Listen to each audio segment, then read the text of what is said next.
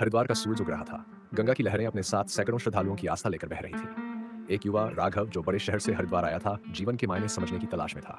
उसने सुन रखा था कि गंगा का जल और महादेव की शिवलिंग पर जल अर्पित करना आत्मा को शुद्ध करता है। राघव गंगा किनारे बैठा सोच रहा था, तभी वहां आचार्य प्रदीप मिश्रा का प्रवचन शुरू हुआ। उन्होंने कहा, गंगाजल केवल जल नहीं है, यह महादेव की कृपा का प्रतीक है।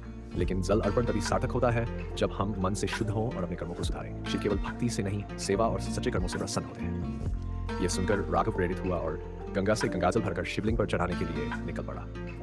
लेकिन रास्ते में उसने देखा, एक गरीब महिला अपने बीमार बच्चे के लिए पानी की तलाश कर रही थी। राघव ने अपना गंगाजल उसे दे दिया। महिला ने आशीर्वाद दिया और कहा, तुम्हारा ये जल मेरे लिए अमृत है। राघव शिव मंदिर पहुंचा, लेकिन अब उसके पास गंगाजल नहीं था। वह खाली हाथ शिवलिंग के सामने खड़ा हुआ और कहा, हे महादेव, मैं जल नहीं चढ़ा पाया, लेकिन अपने हिस्से का जल जरूरतमंद को दे दिया, कृपया इसे स्वीकार करें। तभी मंदिर में एक अद्भुत घटना हुई। शिवलिंग पर गंगा जल स्वयं प्रकट हो गया। सभी श्रद्धालु अचंभित रह गए। पुजारी ने कहा, महादेव ने तुम्हारी भक्ति को स्वीकार कर लिया है। यह दिखाता है कि असली भक्ति सेवा में है। राघव की आंखों में आंसू थे। उसने महसूस किया कि प्रदीप मिश्रा जी की बातें कितनी सही थीं। गंगाजल और शिवलिंग पर जल चढ़ाने का असली महत्व तभी है जब हम दूसरों की मदद और सच्चे कर्म करें।